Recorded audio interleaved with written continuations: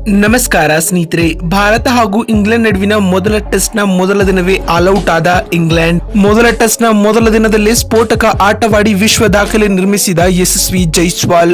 ಸುದ್ದಿಯ ಸಂಪೂರ್ಣ ಮಾಹಿತಿ ಏನು ಎಂಬುದನ್ನು ತಿಳಿಯುವುದಕ್ಕಿಂತ ಮೊದಲು ನೀವು ಕೂಡ ರೋಹಿತ್ ಶರ್ಮಾ ಹಾಗೂ ಯಶಸ್ವಿ ಜೈಸ್ವಾಲ್ ರವರ ಅಭಿಮಾನಿಗಳಾಗಿದ್ರೆ ತಪ್ಪದೆ ಈ ಕೂಡಲೇ ಈ ವಿಡಿಯೋಗೊಂದು ಲೈಕ್ ಮಾಡಿ. ಹೌದು ಸ್ನೇಹಿತರೆ, ಹೈದರಾಬಾದ್ ನಲ್ಲಿ ನಡೆಯುತ್ತಿರುವ ಭಾರತ ಮತ್ತು ಇಂಗ್ಲೆಂಡ್ ನಡುವಿನ 5 ಪಂದ್ಯಗಳ ಟೆಸ್ಟ್ ಸರಣಿಯ ಮೊದಲ ಪಂದ್ಯದ ಮೊದಲ ದಿನದಾಟ ಮುಕ್ತಾಯಗೊಂಡಿದೆ.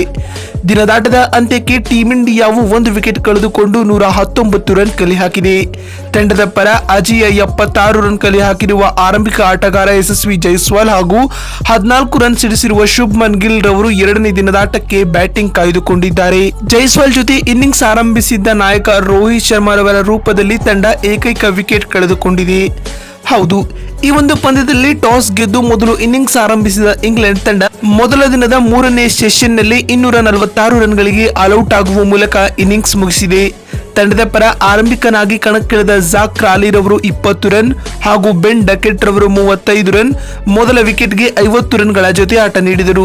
ನಂತರ ಬಂದ ಓಲಿ ಪೋಪ್ ರವರು 1 ರನ್ಗಳಿಗೆ ಇನ್ನಿಂಗ್ಸ್ ಮುಗಿಸಿದರೆ ತಂಡದ ಮಾಜಿ ನಾಯಕ ಜೋ ರೂಟ್ ರವರು 29 ರನ್ಗಳಿಗೆ ಪೆವಿಲಿಯನ್ ಸೇರಿಕೊಂಡರು.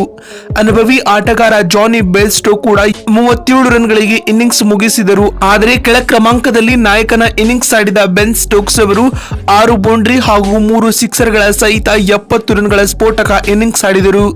ನಾಯಕನಿಗೆ ಸಾಥ್ ನೀಡಿದ ಟಾಮ್ ಹಾರ್ಡಿ ರವರು 23 ರನ್ಗಳ ಕಾಣಿಕೆಯನ್ನ ನೀಡಿದರು.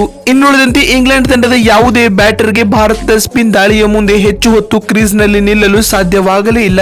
ನಿರೀಕ್ಷೆಯಂತೆ ಟೀಂ ಇಂಡಿಯಾ ಪರ ಸ್ಪಿನ್ನರ್ಗಳು ಚಾಣಾಕ್ಷತನದ ಬೌಲಿಂಗ್ ದಾಳಿ ಮಾಡಿ ಇಂಗ್ಲೆಂಡ್ ತಂಡದ ಆಟಗಾರರ ಬಸ್ ಬಾಲ್ ಕ್ರಿಕೆಟ್ಗೆ ತಕ್ಕ ತಿರುಗೇಟು ನೀಡಿದರು. ತಂಡದ ಪರ ರವೀಂದ್ರ ಜಡೇಜಾ ಹಾಗೂ ಆರ್ ಅಶ್ವಿನ್ ರವರು ತಲಾ 3 ವಿಕೆಟ್ ಪಡೆದರೆ ಮತ್ತೊಬ್ಬ ಆಫ್ ಸ್ಪಿನ್ನರ್ ಆಗಿರುವ ಅಕ್ಷರ್ ಪಟೇಲ್ ರವರು ಹಾಗೂ ವೇಗಿ ಜಸ್ಪ್ರೀತ್ ಬುಮ್ರಾ ರವರು ತಲಾ 2 ವಿಕೆಟ್ ಕಬಳಿಸಿದರು.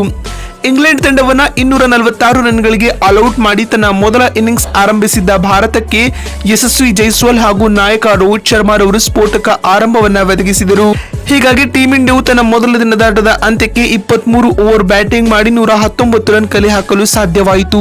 ಈ ವೇಳೆ ಆರಂಭದಿಂದಲೂ ಹೊಡಿಬಡಿ ಆಟಕ್ಕೆ ಮುಂದಾಗಿದ್ದ ಜೈಸ್ವಾಲ್ ರವರು 70 ಎಸೆತಗಳಲ್ಲಿ 9 ಬೌಂಡರಿ ಹಾಗೂ 3 ಸಿಕ್ಸರ್ ಸಹಿತ ಅಜೇಯ 70 ರನ್ ಕಲೆ ಹಾಕಿದ್ದಾರೆ ಬಂಧುಗಳೇ. ಇದರೊಂದಿಗೆ ಈ ಮೂಲಕ ಎರಡನೇ ದಿನದಾಟಕ್ಕೆ ಇವರು ಕೂಡ ಬ್ಯಾಟಿಂಗ್ ಕಾಯ್ದಿರಿಸಿಕೊಂಡಿದ್ದಾರೆ ಅಂತ ಹೇಳಬಹುದು.